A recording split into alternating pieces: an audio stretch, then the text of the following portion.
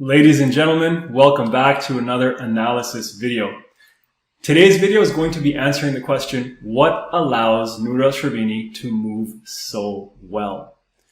She is obviously one of the most dominant female players of all time, so skilled with her hands, just the grit, the tenacity, everything is amazing. And the one thing that I personally haven't acknowledged or assessed or analyzed about her has been her movement. And the other day I was watching her play and I noticed something that was so subtle but different from most of the other players, and that prompted me to create this video because I think that there are going to be a lot of transferable ideas to each and every one of us when it comes to our own development.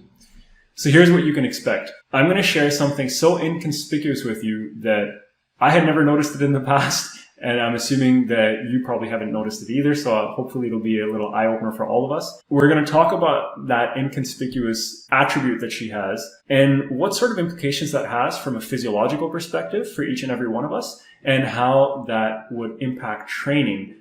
Hypotheses about what I think Nour might be doing and what her physiology is made up of, but then also how we can apply all of these concepts to our own training.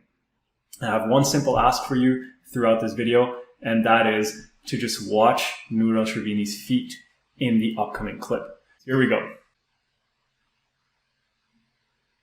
So notice every time she's getting to the tee, especially when she's under a little bit of pressure, she takes a few really quick small steps, or she's totally up on her toes.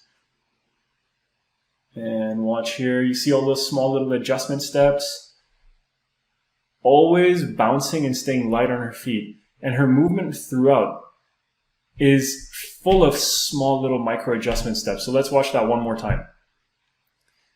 So here we go, watching her feet on her toes. That was a good split step, obviously.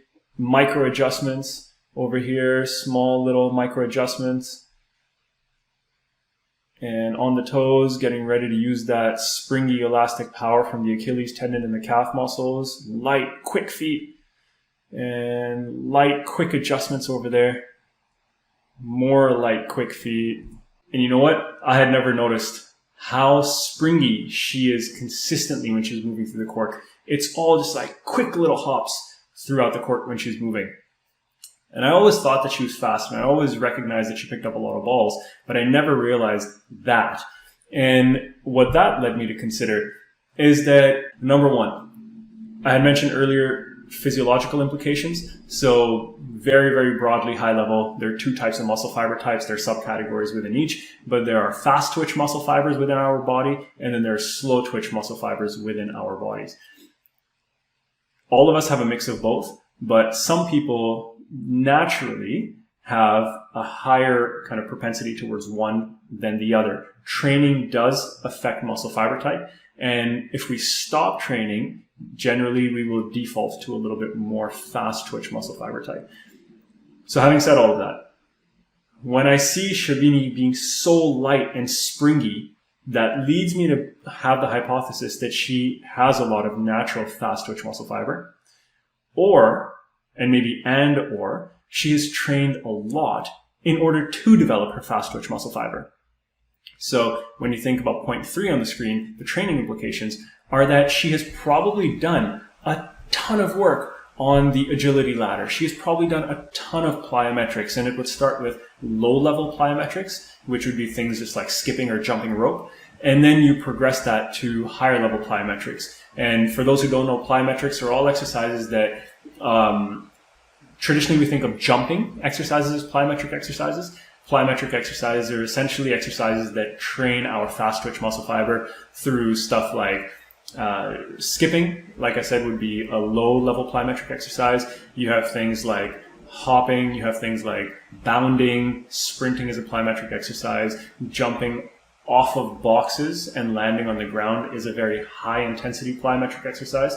If you jump off of a box and then you rebound, that is the highest level, from my knowledge, of plyometric exercises.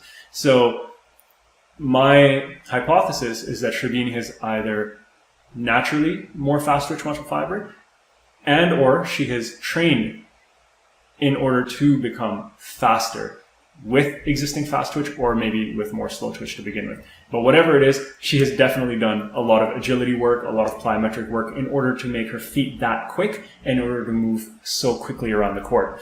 So when you think about implications for yourself, you know, there are a few ways to approach this. The first question I'll ask you to reflect upon is, historically, when you were a kid, when you were a teenager, maybe even as an adult, are you more inclined towards excelling and maybe even just preferring longer, slower, medium pace sort of stuff, cross country, long distance style running? Or have you been, or are you more adept at quicker sprints?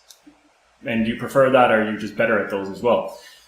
If you are better or prefer the short sprints, it's likely that you have more fast twitch muscle fiber than slow twitch. And if you have been more of the long distance cross country type of person and you've excelled at that and you haven't really gotten that tired when you're doing longer distance running, you probably have more slow twitch than fast twitch. Now again, neither is good or bad. It just gives us some sense of what we're endowed with, and then we can train accordingly. Now, no matter what you're endowed with, it's really, really good to maintain that strength and enhance that strength, because that's naturally what your body has in it. So keep doing that, but it would be a mistake if you only trained that, because squash is a sport that requires both fast and slow twitch and requires endurance, muscular endurance, cardiovascular endurance, but it also requires power. So there's usually like these hybrid phrases of speed endurance, or strength power, or repeat power, and so on and so forth. So squash needs all of that. Now, if you had a lot of fast twitch muscle fiber and you were a 60 meter or 100 meter sprinter, then you probably don't need to do as much of the kind of muscular endurance, slow twitch type training. If, on the other hand, you're a marathon runner, you probably don't need to do too much fast twitch training. But in squash, we need both, so our training has to be diverse. But the implications that arise from understanding our own genetic makeup, our own physiological makeup, are that you can start thinking about how you want to play as well. So there's some people like Paul Cole, for example, who probably had or has a naturally strong aerobic engine. So he's probably naturally got a solid aerobic base, and he probably has a lot of slow twitch naturally in his system. So he might consciously choose to play that grinding game. And from the time when he was a junior, probably he recognized that, hey, I can run all day, I'm fit, and I can just last. So he modeled his game based on his physiology, maybe consciously, maybe unconsciously, I don't know. On the flip side, if you're that fast twitch kind of player, let's say you're like the player that I really like who has a lot of fast twitch, in my opinion, is Muhammad Abulhar. And you see that fast twitch come out in his swing speed, you see the fast twitch come out in the explosiveness of his movement, you see it everywhere. So if you're a guy like him, you probably want to play those super fast, sharp rallies, because that's just going to suit your natural kind of makeup as well. And definitely personality comes into all of this as well.